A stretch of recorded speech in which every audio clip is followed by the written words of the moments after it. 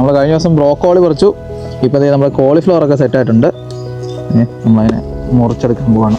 നല്ല ടൈറ്റാണിത്, മുറിച്ചെടുക്കാൻ ഭയങ്കര പാടാട്ടോ. വേണ്ട ഒരെണ്ണം ഇതുപോലെ നമുക്ക് കുറേ എണ്ണം ആയിട്ടുണ്ട് കേട്ടോ. നമ്മളത് മുറിക്കാൻ പോവാം. ഇതും എടുക്കാം.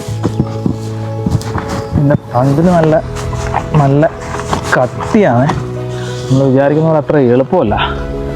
വേണ്ട നമ്മുടെ അടുത്ത കോളിഫ്ലവർ ഇനിയിപ്പോൾ നമ്മൾ മൂന്നാമത്തെ എടുക്കാൻ പോവാണ്. ഇതിൻ്റെ തണ്ടിനൊക്കെ നല്ല കട്ടിയാണ് കേട്ടോ. മുറിച്ചെടുക്കാൻ ഭയങ്കര ടൈറ്റാ. വേണ്ട നമ്മുടെ മൂന്നാമത്തെ കോളിഫ്ലവർ. കാണാൻ എന്ത് രസമുണ്ടല്ലേ. നമുക്ക് കുറച്ച് ബ്രോക്കോളിയുടെ പറിക്കാം കേട്ടോ. എന്തായാലും പറിക്കുമല്ലേ, അപ്പം നമുക്ക് ആർക്കെങ്കിലും ഒക്കെ കൊടുക്കാമല്ലോ. വേണ്ട ബ്രോക്കോളി നമുക്ക് 2-3 പറിക്കാം. പൂവൊക്കെ ഇനി നിർത്താൻ പറ്റത്തില്ല, കാരണം അതിൻ്റെ ചെറിയ മഞ്ഞ കളറൊക്കെ വന്ന് തുടങ്ങിയിട്ടുണ്ട്. ഇനി നമ്മൾ ഒരെണ്ണോടെ പറിക്കാൻ പോവാം. ഈ ബ്രോക്കോളിയുടെയൊക്കെ ഇല കഴിക്കാൻ കേട്ടോ, അത് കുഴപ്പമില്ല. കാരണം ഈ ബ്രോക്കോളി പോലെ തന്നെയാണ്, ഒരുപാട് വൈറ്റമിൻസും കാര്യങ്ങളൊക്കെ ഉള്ള ഇലയാണ് ബ്രോക്കോളി. അതുപോലെ തന്നെ ക്യാബേജ് എന്ന് പറയുന്നത് തന്നെ ഇലകൾ ഒരുമിച്ച് വരുന്നതാണല്ലോ ക്യാബേജ് എന്ന് പറയുന്നത് തന്നെ. അപ്പോൾ അതെല്ലാം കഴിക്കാൻ കേട്ടോ. ഈ കാണുന്നതൊക്കെ ക്യാരറ്റും കെയിലും ഒക്കെ കേട്ടോ. അപ്പോൾ നമ്മൾ കുറച്ച് കെയിലിൻ്റെ ലീഫുകളൊക്കെ എടുക്കാൻ പോകാം. നമ്മുടെ നാട്ടിലെ മുരിങ്ങയിലൊക്കെ എന്ന് പറയത്തില്ല, അതിൻ്റെ ഒരു ടേസ്റ്റ് പോലെയൊക്കെയാണ്. പിന്നെ കുറച്ചുകൂടി ഒരു ബിറ്റർനെസ് കൂടുതലാണ്. ഇതിപ്പോൾ ക്യാരറ്റ് ഇതാണ്ട് നോക്കെ, ക്യാരറ്റൊക്കെ ഇങ്ങനെ പുറത്തുനിന്ന് കാണാൻ പറ്റുന്നുണ്ട്. പക്ഷേ ഇതിപ്പം വിളവെടുക്കാൻ സമയമായിട്ടില്ല. 1 മാസം കൂടെ കഴിഞ്ഞെടുത്താൽ, അല്ലെങ്കിൽ ഇതിനകത്തൊന്നും കാണത്തില്ല. ജസ്റ്റ് മേളിൽ നിന്ന് ഇങ്ങനെ കാണിക്കുന്നത് മാത്രമേ ഉള്ളൂ. അപ്പോൾ നമുക്ക് 5-6 കെയിലിൻ്റെ ഇലകൾ നമുക്ക് കട്ട് ചെയ്തെടുക്കാം. അതുകൊണ്ട് ഇങ്ങനെ ഇരിക്കും ഒരു ഇലയെന്ന് പറയുന്നത്. കാണാൻ നല്ല ഭംഗിയല്ലേ. ഈ തോരൻ വെക്കാൻ നല്ല അടിപൊളിയാണ്. അത് തേങ്ങയൊക്കെ ഇട്ട് നല്ല തോരൻ വെക്കുന്നുണ്ട്. ഇതേക്കുണ്ടോ, ലീഫുണ്ടോ. നമുക്ക് കുറച്ചുകൂടി ഇങ്ങനെ ലീഫുകൾ പറിച്ചെടുക്കാം. കട്ട് ചെയ്തെടുത്താൽ മതി. താഴെ നിന്ന് ഉള്ള ലീഫുകളൊക്കെ കട്ട് ചെയ്തെടുത്താൽ മതി. അപ്പം ആവശ്യമുള്ളതുപോലെ, അല്ലാതെ ചെടി മൊത്തത്തിൽ നമ്മൾ കട്ട് ചെയ്തെടുക്കേണ്ട കാര്യമില്ല. കുറേശ്ശെ എടുത്താൽ മതി.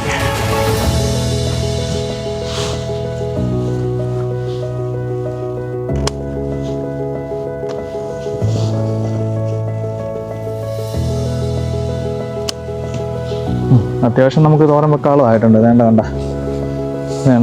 നമ്മളെ ലീഫുകൾ. ഇത് നമ്മളിട്ട പൊട്ടാറ്റോകളാണ്. അതുകൊണ്ട് പൊട്ടാറ്റോയുടെ ചെടിയെല്ലാം കാറ്റത്ത് ഓൾറെഡി വീണ് ഇത് ഏകദേശമൊക്കെ ശരിയാറായി കാണും. കാരണം പുറത്തുനിന്ന് തന്നെ കാണാൻ പറ്റുന്നുണ്ട്. വേണ്ട ചെറിയ പൊട്ടാറ്റോകളൊക്കെ മേളിൽ തന്നെ കിടക്കുന്നുണ്ടോ.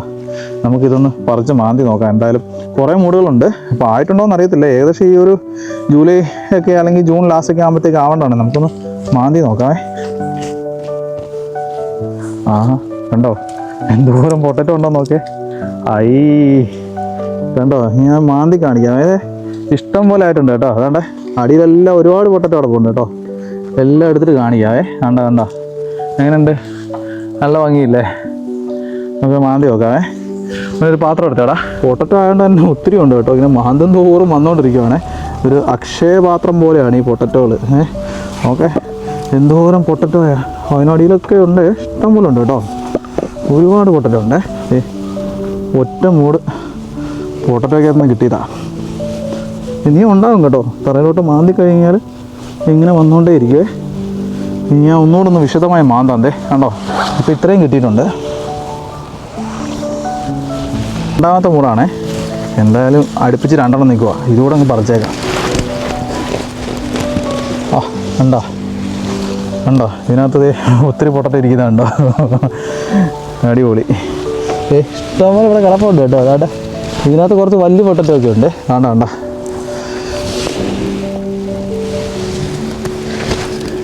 ഇനി ഞാൻ ഇതെല്ലാം ഇതിനകത്തുനിന്ന് മാന്തി എടുത്തിട്ട് കാണിച്ചു തരാവേ. കാരണം ഇങ്ങനെ മാന്തുമ്പോൾ ഇങ്ങനെ വന്നുകൊണ്ടേ ഇരിക്കുവേ. ഒത്തിരി ഉണ്ട് കേട്ടോ ഇതിനടിയിലൊക്കെ. ഇങ്ങനെ വന്നുകൊണ്ടേ ഇരിക്കും.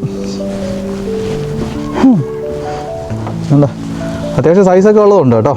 ഈ കാണുന്നതാണ് വിത്ത് പൊട്ടറ്റോ എന്ന് പറയുന്നത്. ഇതുപോലെ നാളെ 2 വെച്ചിട്ട് ഇട്ടതാണ് ഈ കാണുന്ന ഇത്രയും പൊട്ടറ്റോ. കുറച്ച് ദിവസം കൂടി ഇരുന്നായിരുന്നു ഇതെല്ലാം വലുതാണ് കേട്ടോ. ഇനി ഇതെല്ലാം ഇങ്ങനെ മറിഞ്ഞ് വീണപ്പോൾ അന്നത് പറിച്ച് നോക്കാമെന്ന് കരുതി പറിച്ച് നോക്കിയെന്നേ ഉള്ളൂ. കാരണം അപ്പുറത്ത് ഒത്തിരി മൂട് വേറെ നിൽപ്പുണ്ട്. ഇന്നത്തെ നമ്മുടെ ഹാർവസ്റ്റ് ആണ് ഇത്. ഈ കാണുന്നതെല്ലാം ബ്രോക്കോളി, പിന്നെ കോളിഫ്ലവർ ഉണ്ട്. ഒരുപാട് പൊട്ടറ്റോ കിട്ടിയിട്ടുണ്ട്. ഉപ്പും മഞ്ഞപ്പൊടിയും ഇട്ട് നന്നായിട്ട് കഴുകി ശേഷം കേലിനെ ചെറിയ കഷ്ണങ്ങളാക്കി മുറിക്കുക. തേങ്ങാപ്പീരയിലോട്ട് മഞ്ഞപ്പൊടിയും ഉപ്പും പച്ചമുളകും കറിവേപ്പിലയും വെളുത്തുള്ളിയും കുറച്ച് പെരുംജീരകവും ചേർത്ത് നന്നായി ചതച്ചെടുത്ത് ഒരു പാനിൽ കടുക് പൊട്ടിച്ച് കേയിലും ഈ അരപ്പൂടെ മിക്സ് ചെയ്ത് വേവിച്ചെടുക്കുമ്പോഴത്തേക്ക് തോരൻ സ്വന്തം ഗാർഡനിൽ നിന്നുള്ള കെയില് റെഡിയായിരിക്കുകയാണ്. കെയില്, മുട്ട, ഇന്നലത്തെ മീൻകറി, പിന്നെ നല്ല മോരുകറി. ഓ നല്ല കയ്പാ കേട്ടോ, ശരിക്കും മുരിങ്ങയില പോലെ. അപ്പോൾ മറ്റൊരു വീഡിയോ നമുക്ക് വീണ്ടും കാണാം. അതുവരെയും ബൈ ബൈ.